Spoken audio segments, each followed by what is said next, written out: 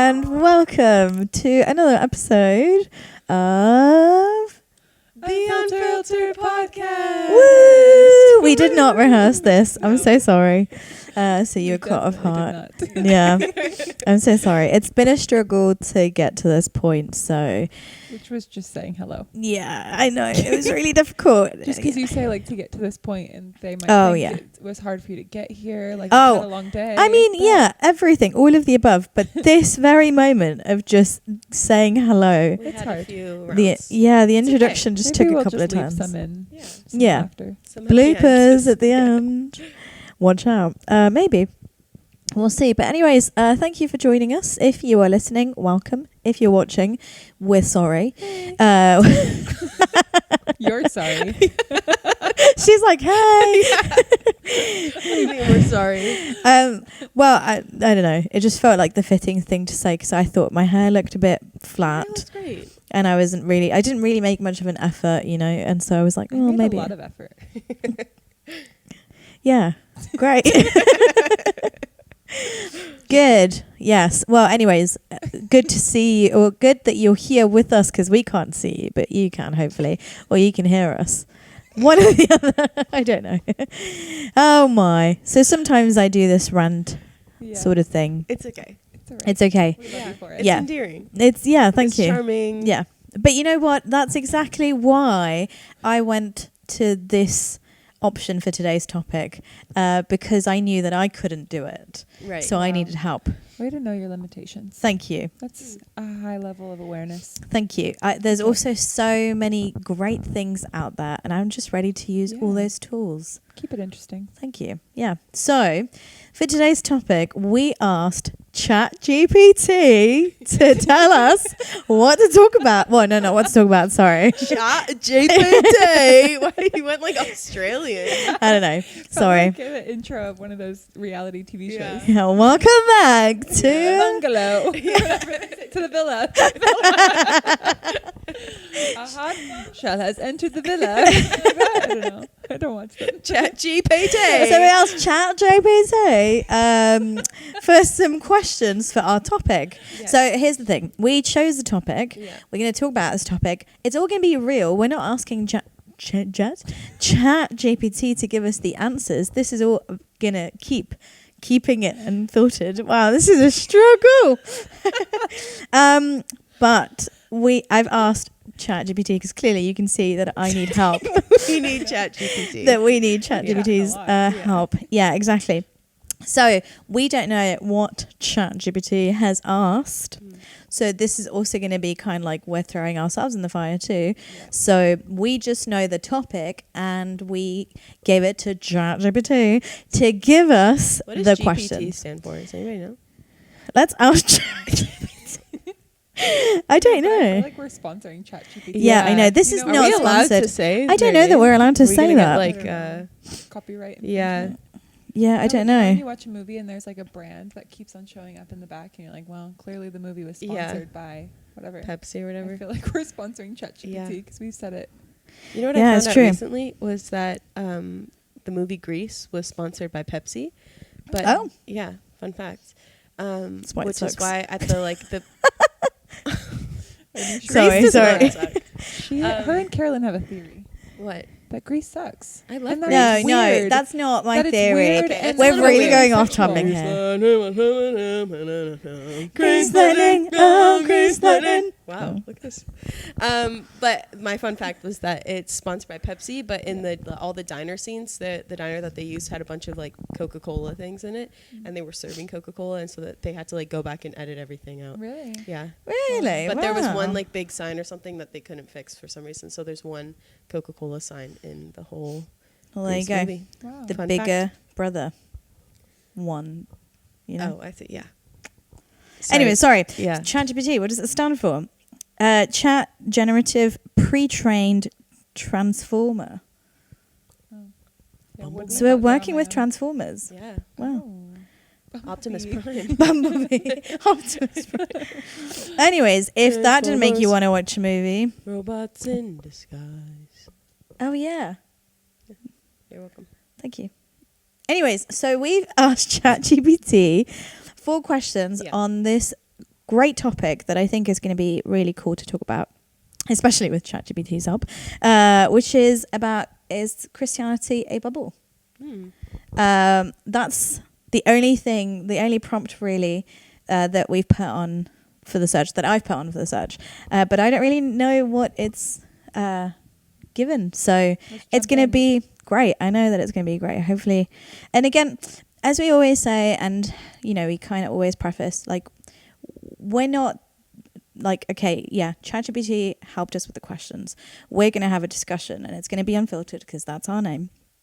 But we're not qualified Christians and by any means, you know, we're just Christians. We are representing ourselves. We're exactly, not yeah. representing any organization, anything in particular. Yeah. We are representing ourselves. Yeah.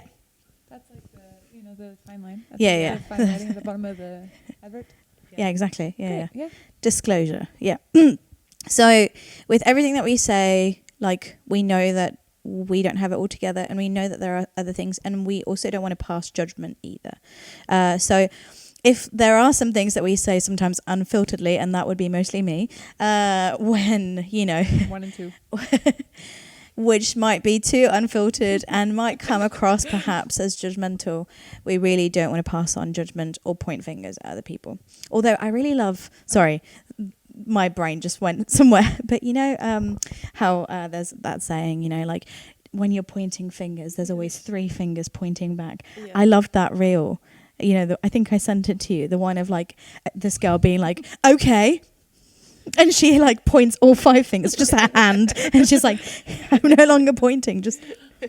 And I think that's brilliant, you know. So anyways, but all of that to say, we are gonna go back to the, you know, if we're pointing fingers, we are being pointed back, of course, even though we may want to point all fingers. Learn together. Yeah, exactly. That's the goal. Yes. So anyways, I feel like that was a great intro. Let's jump in. Yeah. Okay, cool. So here's the first question. Sorry, I haven't read these before, so give me a second. ChatGPT. Yeah, I think I asked ChatGPT, yeah. So, what even is a Christian bubble? That was going to be, it's a good question. This is a good question. Yeah. Well done, ChatGPT. And there's a little point, is like, is it about church culture, a mindset, or a lifestyle? Like, or all of the above. Like, I think it's just continuous questions. Does that make sense? Yeah. Take a moment. I feel like it depends on your view of Christianity, because and how you're walking out your Christianity. Because I think, like, there's some people who, maybe, how do I say this? There's some people who walk out church culture in a way that is just like, they have specific activities at church, and they have specific, like, times and things that they go to, and that's where they engage with the people who might be in their bubble. Because when we talk about a bubble, I think we're talking about people. I don't think I'm talking about a physical bubble, you know. Or even like a building can be, but I would think, when I think of what is a Christian bubble, I think like the group of people that I feel comfortable to be around. And sometimes I don't want to go outside of that bubble. So I think, like, it would depend though on like your concept and the way that you're walking out your church culture or your Christianity in some ways. Because for me, my Christianity is my whole life. It's not that like I do Christian activities, and then when I'm not doing Christian activities, I hang out with secular people. But I actually bring my Christianity into my relationship with secular people. I don't know if that makes sense. So then, like, I don't know, my bubble's kind of different. I don't know if that makes sense. But I think there's people who compartmentalize different things. Like, okay, these are my sports friends. Those are my church friends. Those are and that's, I think, where the bubbles can form. Does that make sense? Yeah. I don't know. That's my take on your question. But surely there's a lot of different takes. Yeah. Well, to add to the question, and maybe you can chime in, another question that's here as a follow-up is the bubble protecting people or isolating us? I don't know. It's a good question. I think it's hard because, different kind of angle. When I think of like protecting people, I think of, I don't know, for example, we do a lot of ministries that work with people who are in addiction, you know? And maybe this is like kind of getting off topic, but this is where my mind went, is that like there's also a reality that like I can't necessarily invite like someone who is deep in addiction, who is like fully an alcoholic, you know, we love them and we like pray with them, we fight for them, we like give out free tea and coffee, you know, like we try to connect with them, but I can't invite that person into my home. Yeah. Like that's also not wise. Yeah. That's also not having boundaries, you know? And so I think there is like some kind of like reality of like maybe not every person from every sphere can be in each one. I don't know. This is a theory. Yeah. I don't know if that is necessarily true or if that's biblical, to be honest. I don't know. But I think there is a level of like there needs to be some kind of boundary. No? I think anyway. Yeah, I mean, for sure. I think boundaries are always really safe, but I think, I don't know, for me, when I think about a Christian bubble, it's more of like the point that we get to when we isolate ourselves, even when it's not looking after the better good of the other person. Right. So what you're talking about, for example, is like this awareness that it also comes with maturity and wisdom, right? And I think that's not forming a bubble, but is actually forming boundaries, you know, which actually can be like out of love and out of also wisdom, you know. But I think a bubble is more like limiting, but it doesn't come from that point of love, or maybe it's the love that's distorted, or maybe it's something that started in one way but isn't completely aligned, you know, or like maybe lost its track. Do you know what I mean? I think that for me, that's because I think when we talk about like, oh, we live in a bubble, it's like this negative connotation of like that we should change something, you know what I mean?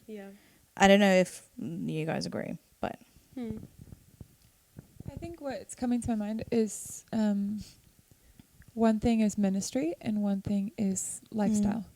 So I think maybe this contradicts what I was saying earlier, but I think, I don't know, something that I think when we're talking about a bubble is who I feel safe with, who I feel comfortable with, who I like don't have to try with. Like it generally, I think we create, I don't know, I can create these little pockets of friend groups or specific people that I'm like, oh, with these people I can like let my walls down, you know. With these people I don't have to put so much social energy or this like effort into. And then I end up being like, oh, well, this is really nice all the time. Like, I don't really want to hang out with other people that I have to like try with. I have to think in a different way. I have to speak in a different way. So I think it's, I don't know, like for me, the Christian bubble isn't so much about ministry and like in who I'm serving, because I generally leave like, I don't know, for me, the bubble is more about like where I feel comfortable and where my like, I don't know how to explain this, like where my own safety is, you know, my own security, my own like the like foundation and the little home that I'm building in myself and in the people around me, you know what I mean? But I feel like that's not necessarily with ministry, because ministry, who I'm serving, like those people that you're mentioning, like they're in my bubble, but they're also like, they don't even necessarily want to be in my bubble. Like they are also just people that I'm serving once a week or whatever. So I feel like it's kind of different. I don't know if that makes sense. No, it makes sense. But I do think that we get stuck there often. So I do understand the negative connotation, because I think I can also think, wow, like for example, with you two, like even outside podcasts, outside ministry, with you two, I really enjoy to be with you. I don't have to put so much effort when I'm like in a conversation with you. I feel like if I sit with you at a table, I can rest. Like I don't have to be on. I use this phrase a lot. Like I just sometimes don't want to be on, you know? Yeah. But there's a lot of times that I'm really comfortable being in that bubble where I'm like, oh, nice. With you two, I don't have to be on. I'll just spend 100% of my time with you. Yeah. And I create a bubble, you know?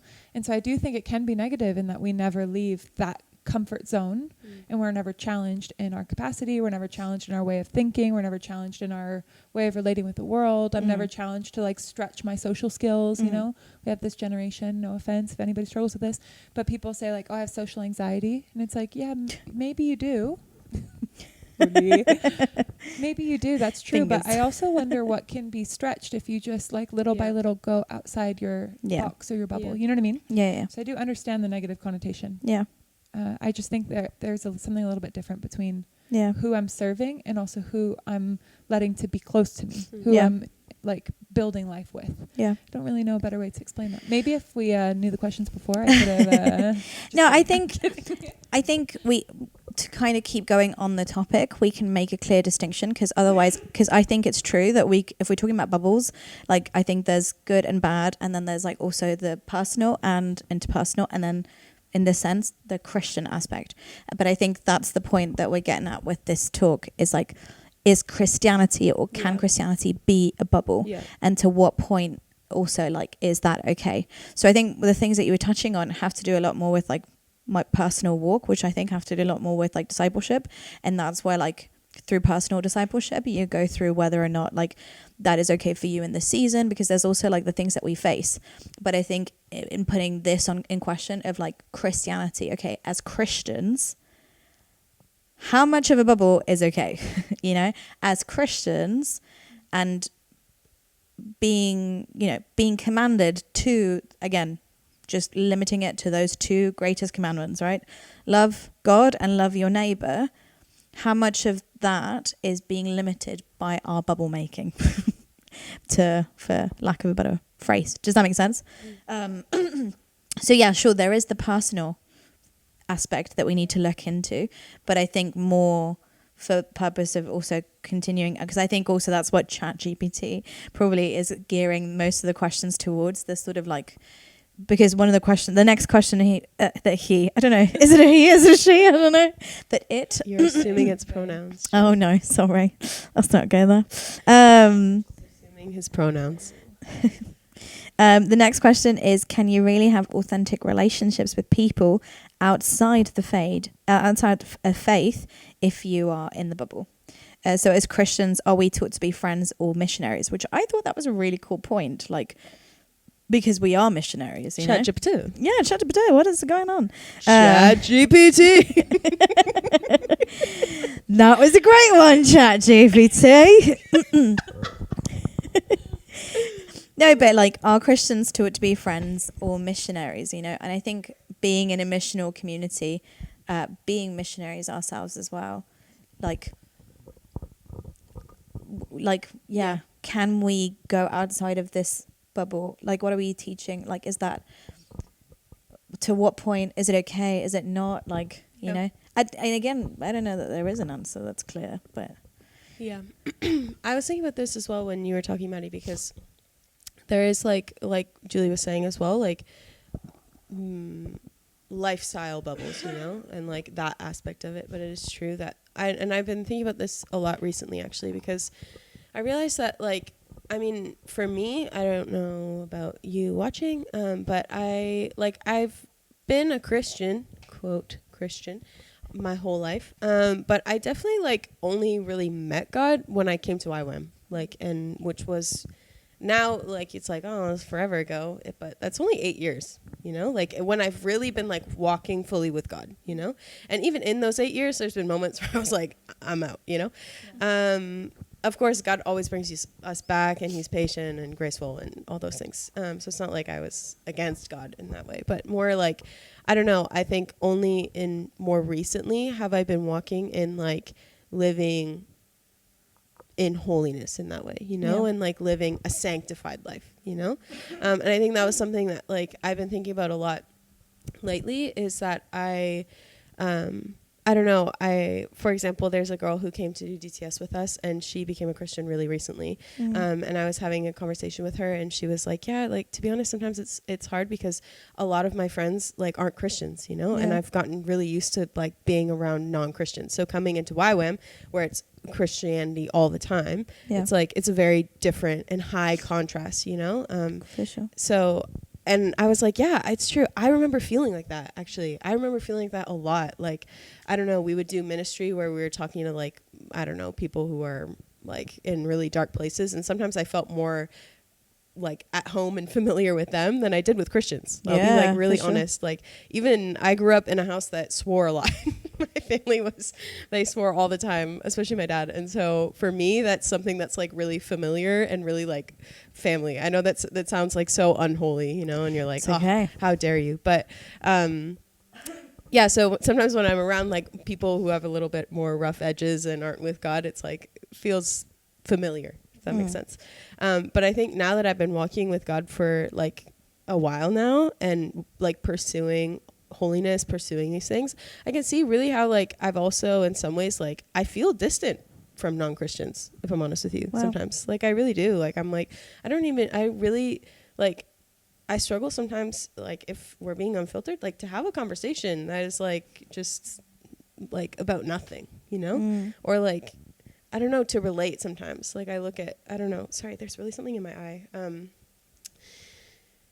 Or to talk to like, I don't know, friends from home sometimes, where it's like we at one point were in high school together and we had the exact same life, and now however many years later, like I love them and I want to talk to them, but like all they talk about is their boyfriends, you know, or like whoever they're sleeping with at the time, which again, I'm not trying to judge anyone, but I'm just saying for me, sometimes I do feel that bubble. Like I do feel like sometimes there is like this barrier of like, I don't know how to connect with you anymore, you know?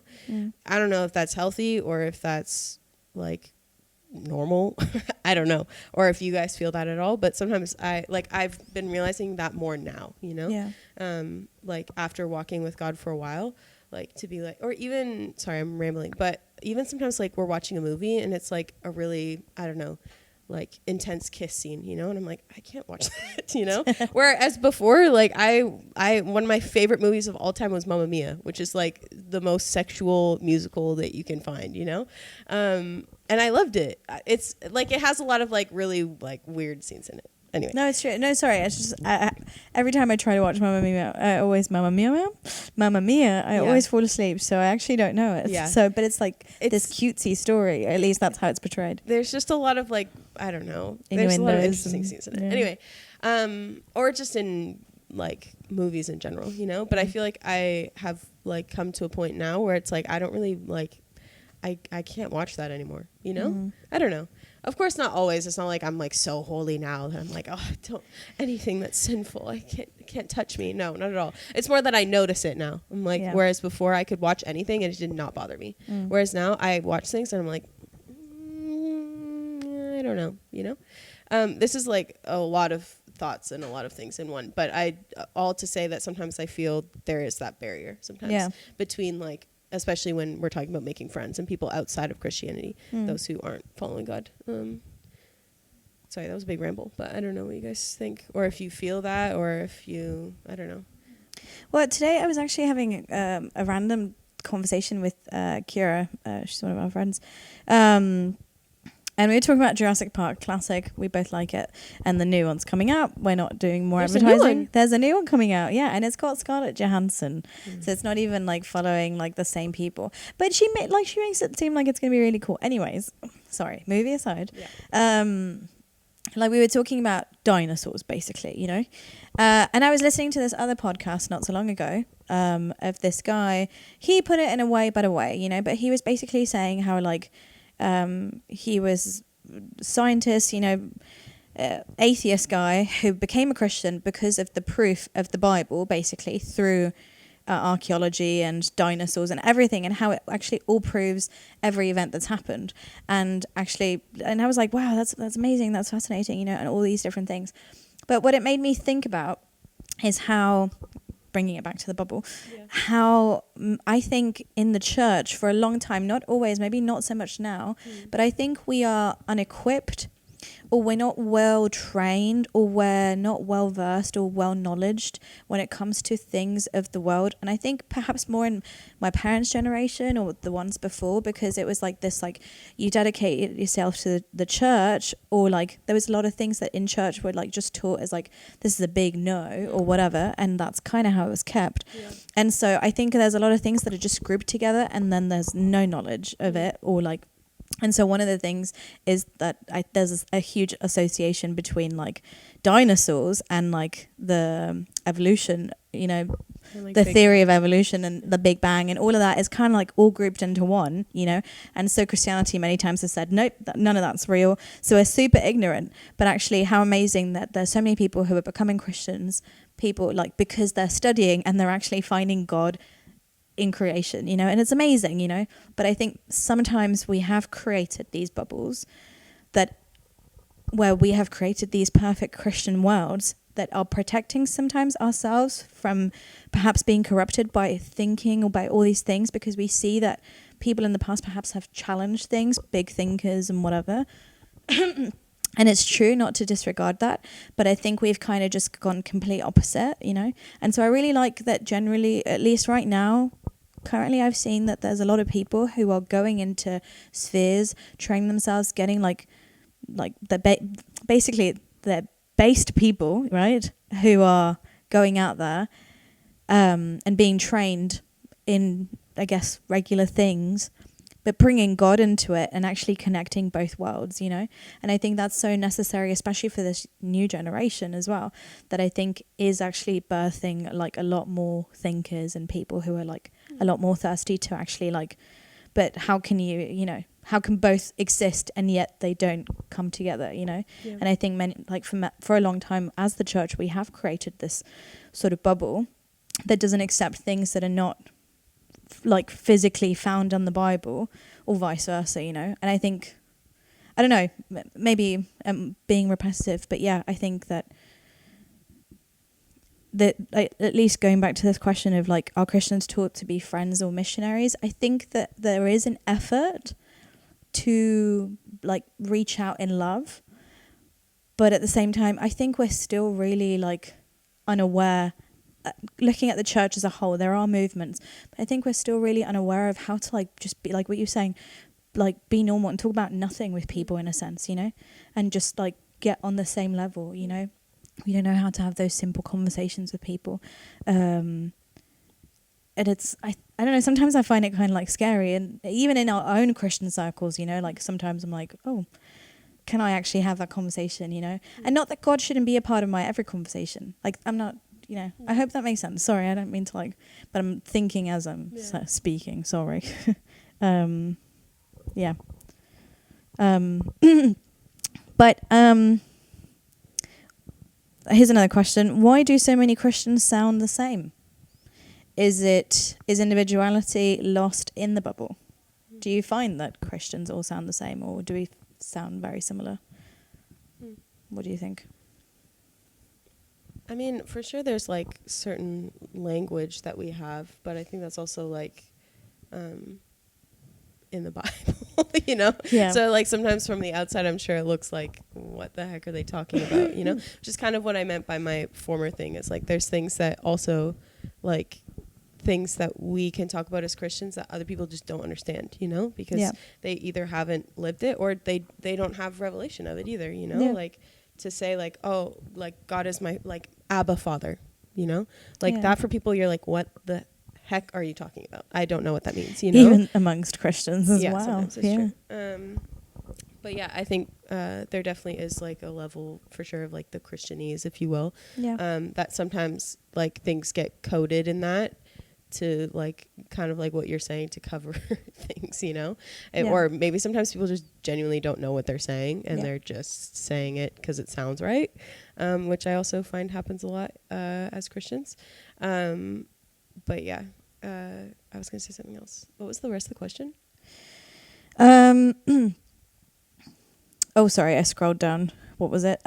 Why do so many Christians sound the same? Is individuality lost in the Bible?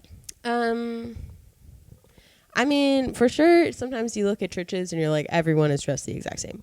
That happens a lot with worship. Oh my gosh, yeah. It's like there's also like they follow the trends. Like I remember like in like 2012, it was like the skinny jeans but with the rips. Oh my gosh, you know, and like the plaid shirt and the beanie. Like if you didn't have that on when you were worshiping, like are you even a Christian? Yeah. And now it's like there was the man bun as well in the late 2000s. The man bun. Yeah. Now it's like, I don't want to call people out. But anyway. We're not pointing fingers. For sure there is like a level of, like, again, it's like a hard line because it's like, also that happens in any group. It doesn't just happen in Christianity. That's like also the reality. You go to Brick Lane and everyone is dressed the exact same. You go to Notting Hill, everyone is dressed the exact same. And it happens everywhere, you know?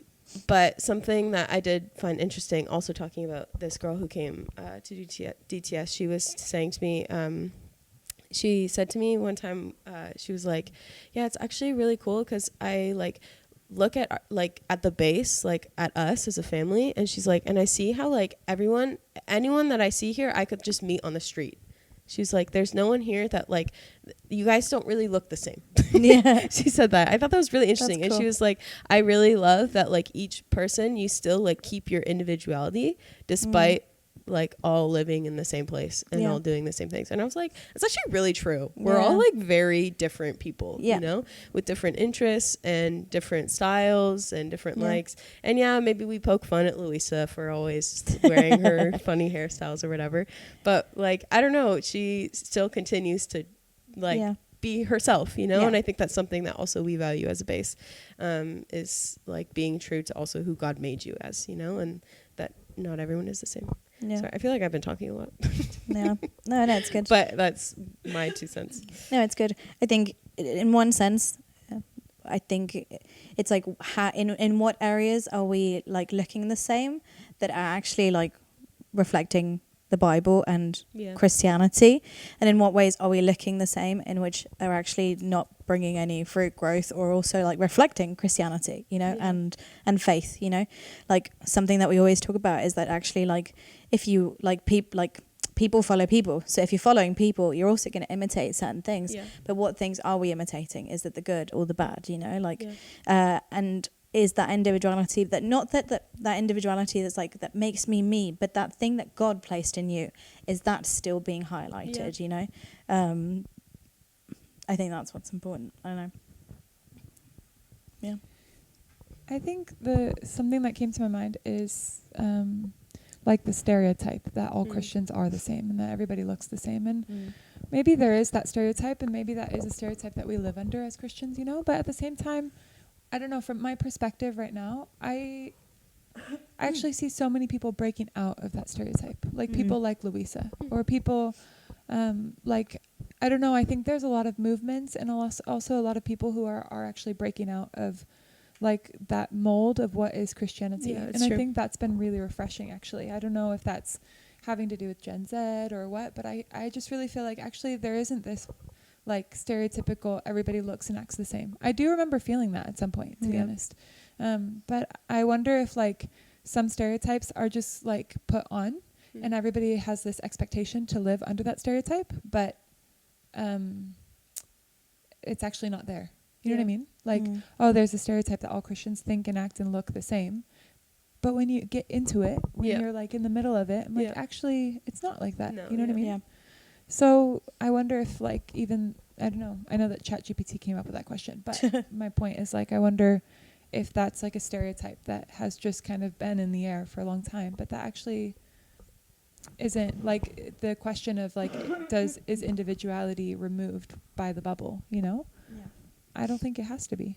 Yeah. I do think we need to be able to practice our own opinions and thoughts and not only be like, I don't know, like there's what would Jesus do and not always be like, okay, what would Abby do in this situation? You know, like some of those things are good because it's how we learn. But at the same time, like, I don't think individuality in the way it expresses itself, I don't see that is being hindered by the bubble, to be honest. Yeah. I do think that there's levels of individuality, of giftings, purpose, personality, focus, things like that can be inhibited by the bubble. For example, we are a base that runs training programs and loves Mercy Ministries and now runs a cafe or in kids ministry. I think those are like our 4 big focuses, you know? But if somebody came and they had a heart for art ministry, they'd have to pioneer that. Yeah. That would have to be something like in addition to, you know what I mean? And that's not bad, but all I'm saying is like, I think we can conform to the bubble. Yeah. But I don't think that's a personal decision more than it is a stereotype. Does that make sense? Yeah, it makes sense. Or personal growth that we could have. Yeah. I don't know. No, it makes sense. It makes sense. Honestly, some of the things that ChatGPT is throwing, some of them are like, but some of them are like quite cool. Like one of these questions, not that we need to go deep into it, but it's like, do Christian schools, music or movies reinforce the bubble, you know? But then like the sort of like the tag for it is like, be honest. It's calling us out. How cringe are some of them? How cringe are some of those movies, musics, whatever, yeah. Which is true. And some of those are cringe, but like ChatGPT, you're calling us out. Yeah. But yeah, do Christian schools, music, movies reinforce the bubble? Like, I don't know. Sometimes I find myself listening. It depends the season, but like I find myself listening more to Christian music only. But like, is that bad? I don't think so. No. So screw you, ChatGPT. No, I'm the kidding. question. Yeah. Yeah. So, I mean, I don't think so, but yeah, I don't think so either. Yeah. Cool. We're in agreement. Now this one's an interesting one. Does the bubble create a fear, or is the bubble? Maybe let me rephrase. Is the bubble created because of a fear of secular culture? So do we create bubbles within our Christian circles because of a fear of what's out there in the secular world? You know. Yeah. Does that make sense? Yeah. I think starting like in a place at home, for example, like I think sometimes those bubbles are created for protection because you don't know what's out there, but you know also that the enemy comes to kill, steal, and destroy, you know? So everything that will kind of come and try to get you at some point, you know? But I don't think that that's wrong to have that protection and to have that bubble. But I will never forget when I was little, I remember so clearly for one of my birthdays, my mum rented from a movie store Harry Potter. And she sat me down before like watching it and was like, this movie has a lot to do with witchcraft and these things, you know? And like she laid it out and she was like, but this is from the world, you know? And like this, but this is also very real. And she kind of like gave me a talk, but it wasn't like to keep me away from it. Now I know a lot of people who like, whose parents did not let them watch so many different things, including Harry Potter, you know? And I don't think it's bad to like, you know, and also as a parent, I think you also have some sort of compass to like guide you and like also what's right or what's wrong and like why you made those decisions as well.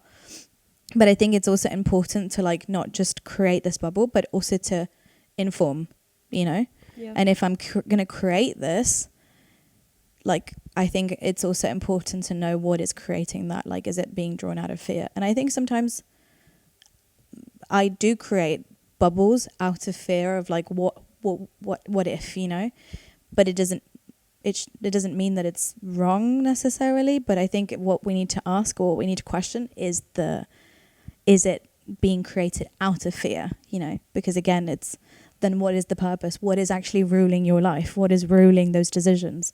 Is it God or is it, like, what are you giving authority to, you know? Because if you're giving authority to fear in that bubble, then fear's going to roar over that, you know? Does that make sense? I don't know what you guys have to say.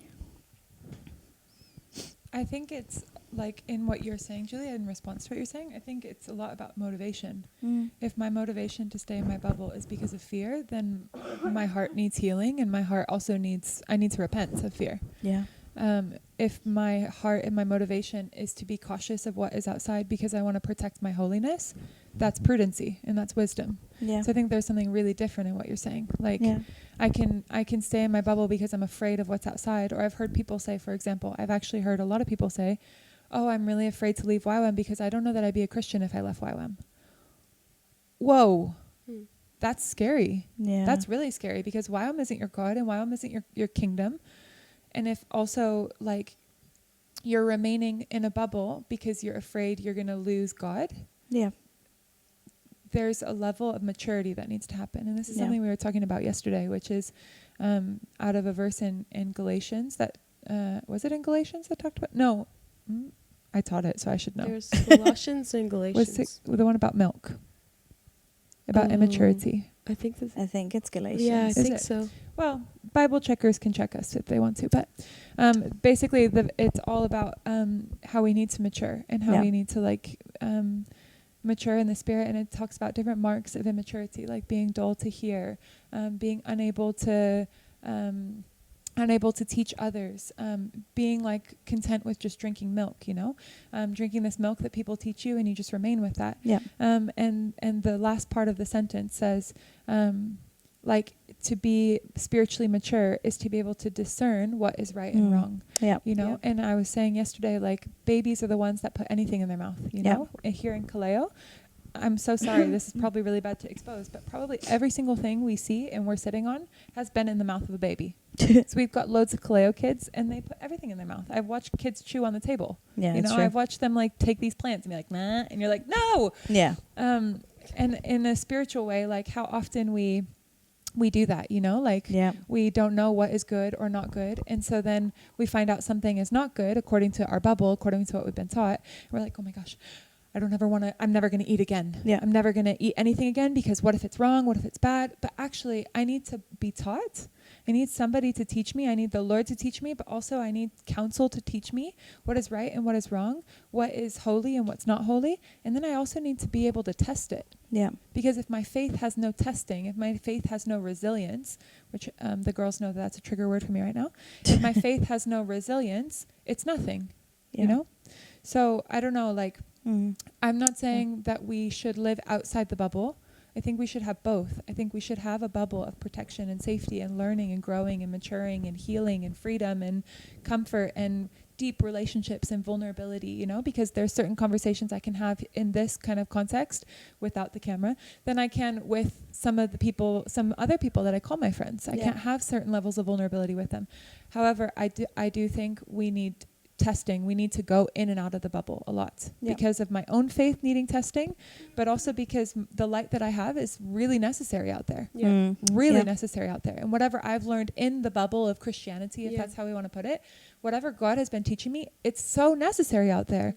So what good am I? How am I fulfilling my purpose as the Great Commission if I'm just sitting in my bubble all day? You know what I mean? And that isn't ministry activities. No. Because maybe people listening are like, oh, but I'm not a missionary. I don't have ministry activities. Who cares about activities? That's something that bothers me, is when we put missionaries or Christianity in the context of activities. That's a bubble. Yeah. That's what I was trying to say, I think, before, but maybe it didn't come out very good. Like, I think our Christianity cannot be like in the bubble of our activities. It needs to move out. So yes, I do have a circle and a home and a foundation of what is safe for me, who are safe, who I can be vulnerable with, in what way I can expose my heart. But I'm actually all the time going out the bubble, all the time. Yeah. Because that's what God's called me to do. Yeah. So I don't know. That is my passion points, clearly, because my face is on fire. So there it is. Really good. That's what I think. It's interesting that you brought that up, though, because one of the questions here is, what happens when someone leaves the bubble? Are they demonized or missed? ChatGPT. I know, ChatGPT, that was a little bit too, like, No, crude. ChatGPT. No, I'm kidding. But at the same time... I mean, it's kind of valid. Yeah, at the same time, that actually... is sometimes how it gets treated, you know? Yeah. I mean, I think for sure, I've seen a lot of people walk out from faith, from where I'm from the church, you know, and be hurt, but then also like fester on that hurt and then just change everything and completely take it out of proportion and out of context and just, you know, like maybe like make it seem like they were like demonized when actually like it wasn't like that. So, I mean, there's always two sides to the story. But beyond that as well, I think sometimes it is true that like there is a bit of a shame culture within churches of like if you walk out or like, you know, I think again I was listening to another podcast, but like we make these like massive celebrations, you know, for like when people give their lives to God, and we always say things like heaven is cheering and celebrating and having a party because you gave your life to God. I can think of Connie Taylor, shout out to this amazing woman. Heaven's having a party because you came back to God, you know. And obviously, like, then there's the person who leaves faith, you know. And then there's, like, this, like, you know, and whatever, which is really sad.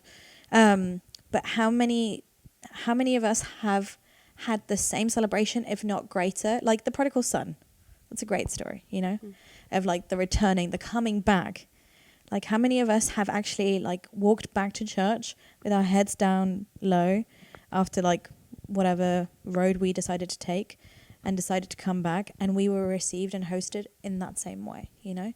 Because I feel like God's heart still, maybe again, this isn't like necessarily to do with the aspect of the bubble, but I think that sometimes because we keep things so much like within a force of habit of like, this is the protocol that we follow, we actually forget the purpose and the point, and the fact that God celebrates the like him being reunited with somebody who he saw again today, because they went to sleep and he woke up today, and so he's like, my son, my daughter, how I love you, in the same way as somebody who's walking back again after being gone from faith for 15 years, you know, and is still having that same reaction, you know.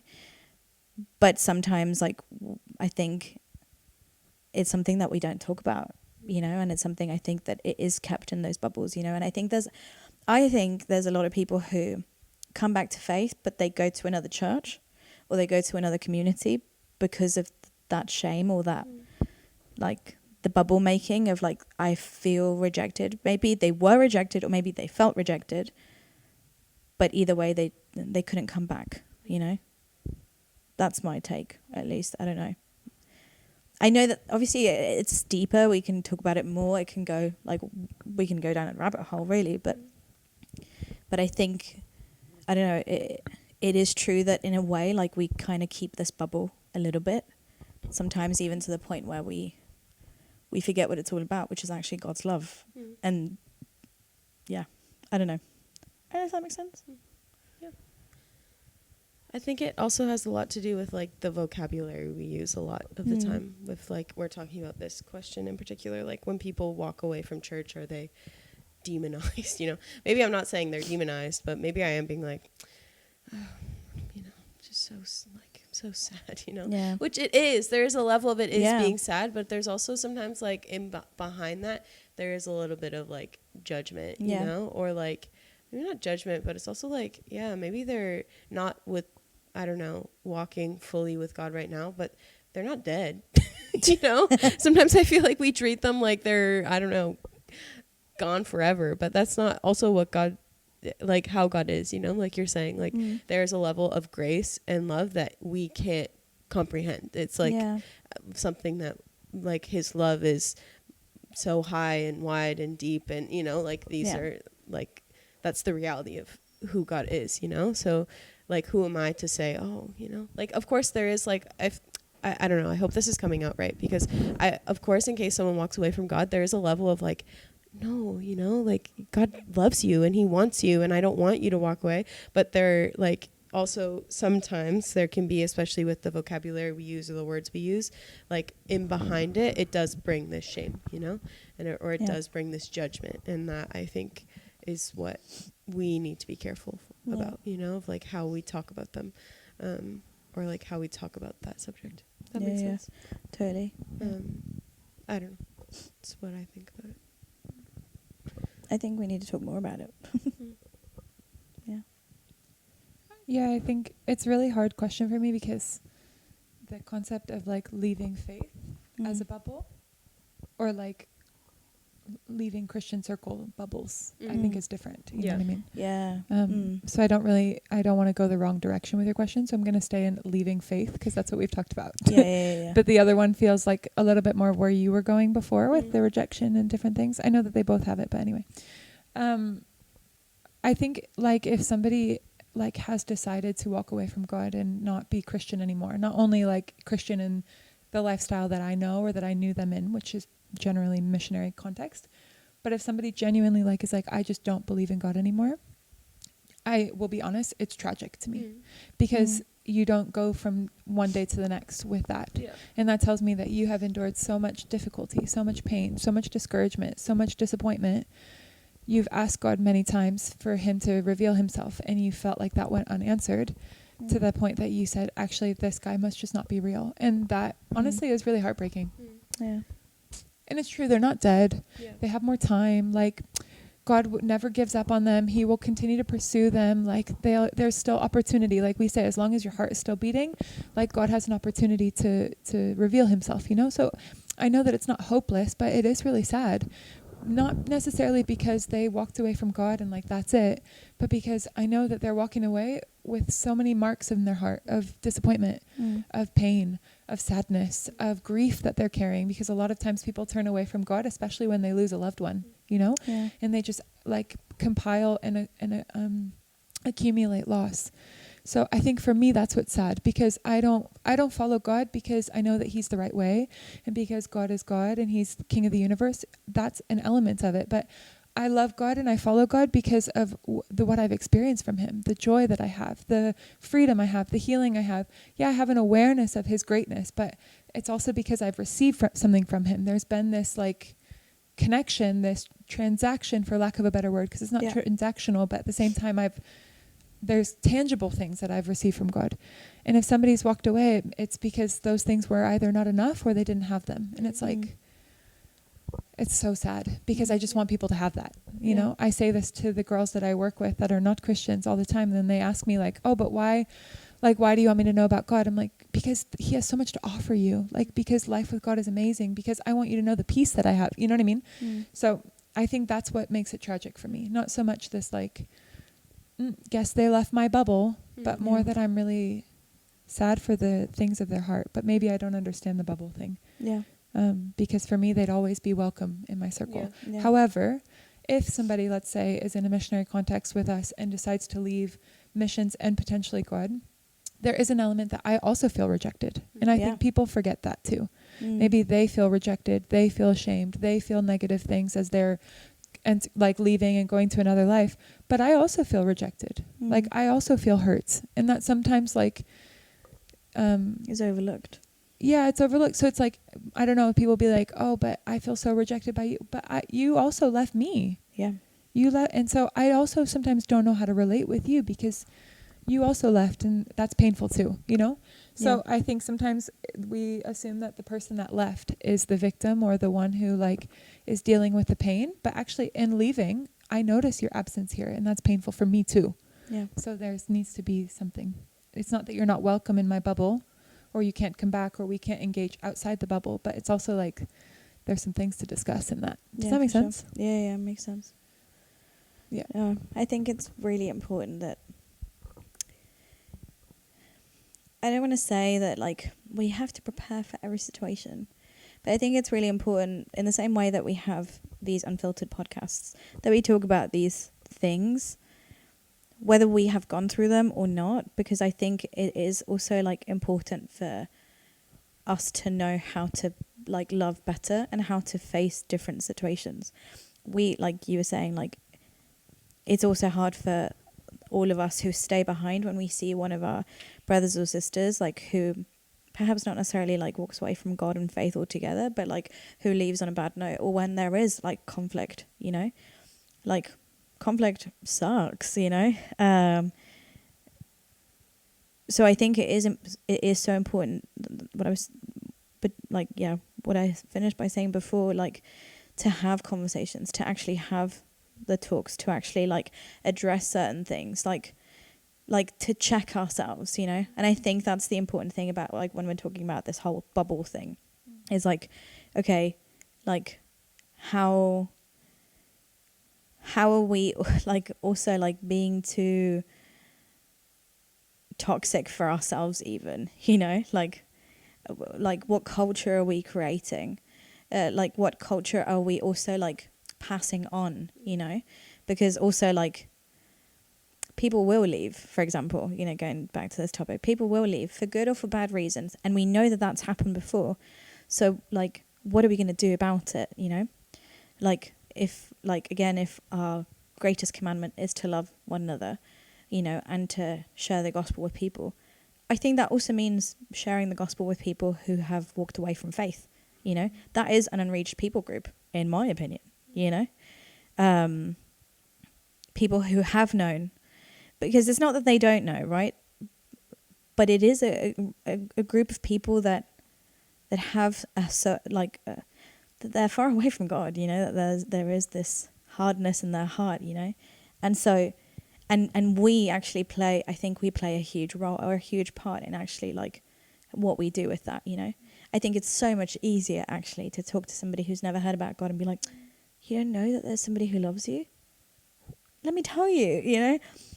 But I don't know how to talk to somebody who like went through abuse in the church and, you know, all of these very difficult things, and tells you that story, and I'm like, sorry, I got nothing, you know. And they're like, like, how would that make you feel? And I'd be like, I probably the same. I don't know, you know. But I think actually we need to talk more about it, to be more aware, to not just to be aware. I don't want to sound like it's like also so that we are aware, but also so that we know how to reach out to those people, to love on those people. I wanted to, we talked about this not so long ago, like in our circle of like reaching out to past DTS students or people who have come by, you know, because like we live a lifestyle where like it's like really full on. And we do life with people for like an intense 6 months or sometimes even 5 years. And we share everything more than what most people share with most people in a lifetime, you know. But then sometimes they go and like, you know, because of life, you don't talk or like they left bad or whatever. But I have been wanting to like make more of an effort. I really suck at making an effort in communication, but I really want to make it more of an effort to like reach out to those people because I think it is important, you know. But again, sometimes I use this excuse of like that I suck at communication or that I'm in this bubble, you know. And sometimes that doesn't allow me to reach out to that as well. And I think those people are also part of that calling, but also like if anything, like I actually perhaps owe them a bit more because of what we've shared together. With those people who I go to evangelize to that I'm only meeting once ever in my life, it's a lot easier. And perhaps I'm more motivated to do it because I don't have to follow up, you know. But follow up sucks. But at the same time, like maybe we ought to do it more because of those people who are losing. I don't know. Maybe it's too deep. So, but anyways, to wrap up, because we've been babbling. We love to babble. I think, I don't know, I didn't like any of the wrap-up questions that ChatGPT gave me. I'm sorry. ChatGPT sucks at wrap-up questions. Yeah, it was not good. Yeah, no, like, what advice would you give someone stuck in a bubble? Anyways, although that's not bad, but yeah. But to kind of like wrap up, like, maybe for you, something personal. I think I said mine right now, something personal. But something that like you see about you in your life that's reflecting perhaps an aspect of a bubble, like that we were talking about, that is like coming from with not a good intent or a right purpose, or like that is actually not blessing or honoring God, that is actually keeping you away from people or keeping you away from God or from loving people. What is one area that you think that's something I need to work on, and I want to work with that so that we can publicly declare it and say we want to be held accountable? Yeah. I publicly declare. Rock, paper, scissors? I can go if you want. You go. Okay, me too, because I have nothing. It's hard to know if this is wise to share, but it's what I feel like is coming to my heart, and this is called Unfiltered. So, it's like when I look at I'm gonna really give you some time, so don't worry. Great. Maybe not, I don't know. But when I look at like my life and the way that I live my life, I don't feel like I live in a bubble. I'm not gonna lie. I feel like I'm quite connected outside my circle, my activities. I work with a lot of non-Christian people. I enjoy a lot of non-Christian people. Like, so in some ways, like, I don't feel like I'm in that kind of a bubble, in that concept. And maybe the Lord needs to convict me. Maybe you can put in the comments, Maddie, you're wrong. Like, I don't know that, but in terms of how I see, I don't see that I'm like stuck in a bubble personally. My whole life isn't YWAM. Like I have a lot of other things, but anyway. But the area that like I feel like the Holy Spirit is really like touching my heart right now, which is really going to take some effort, unfortunately, is when we're talking about like people who left our bubbles and how we deal with that. And I think I try to be really good at communicating with people when they leave, because I left for a time and I felt like nobody talked to me and it was really painful. So I really try to be intentional with people when they leave as much as I can. Which is not my greatest capacity all the time, but I can think of quite a few people who have left in not the best way, especially with me in not the best way. Gosh, I'm really emotional today, so welcome to Unfiltered. It's been all day, so it's fine. But I feel like yeah, I think really convicted and really sad that there's people out there that would feel like my bubble is like unpenetratable, because of maybe how they left with me. And that they might consider a Christian bubble to be impenetrable because of the way that they left also with me. You know what I mean? Maybe they left with their own situation, but maybe they don't feel like they have an ally with me or safety with me. And I hate that because I'm really pastoral, so I want everybody to feel safe with me.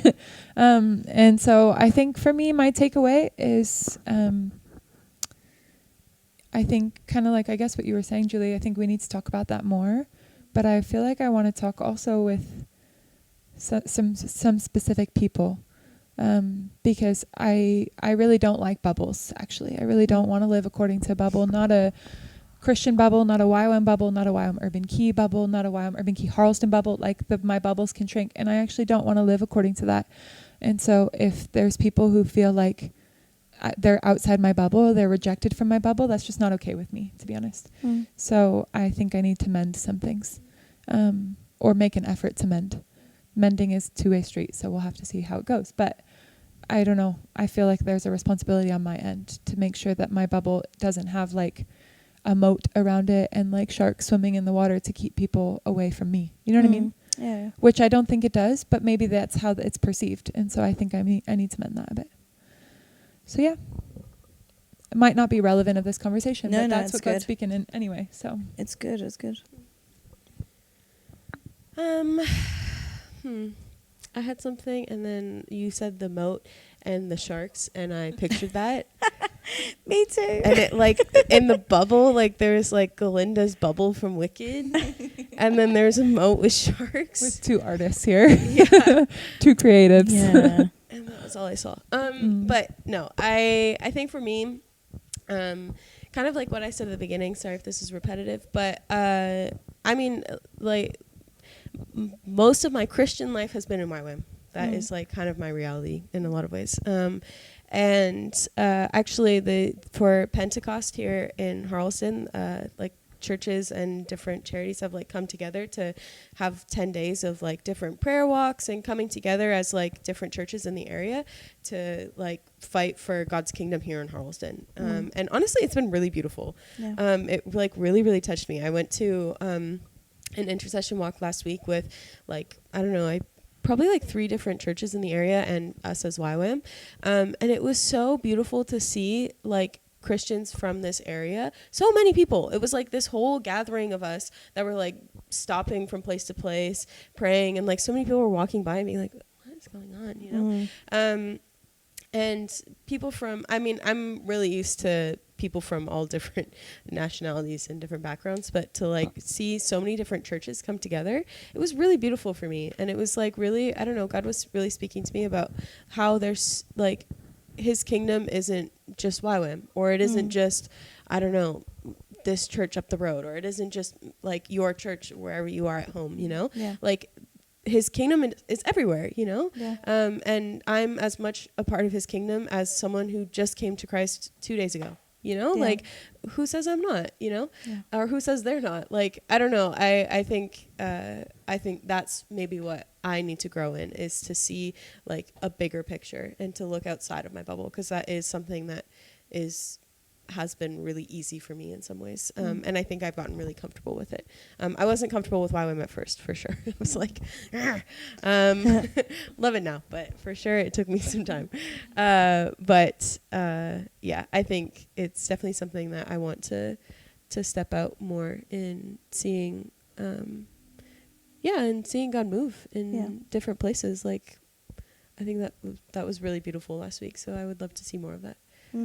I think that's for me personally, kind of what I said at the beginning. But Yeah, that's good. That's good. Well, thank you, ladies. Thank you, everybody, for listening. I really hope that, like as always, that really this has ignited thought, and hopefully also like that's brought you closer to God and brought you also closer to having conviction. I think, again, maybe what we're saying is not relevant to you, but I believe that God can speak to you about what's relevant to you, even as you're listening to this, and have conviction, you know, and move based on conviction. Don't move because we generated any fear or because like Maddie's point, which was like I was listening to Maddie, it did bring a lot of conviction to me, but I was like, oh, maybe like I started already making like a mental list of like, oh my gosh, how many people like feel like, you know, this way. Like no condemnation. I think that's a default for all of us, you know, to like listen to things and be like, oh shoot, what am I doing wrong, you know? But like move in based on like also the conviction that God is bringing to your heart. But let things also bring you to conviction as well. So yeah, I know. Thank you, ChatGPT, for this conversation. ChatGPT. But thank you, ladies. The villa. No, was it? Leaving. You said the villa before. No, it wasn't the villa. Bungalow. Bungalow. Yeah. Has left the bungalow. And so thank you for joining us. Keep up with our podcasts, and we'll see you. Maybe we'll see you. I don't know. Hopefully. And keep it real. Bye. Bye.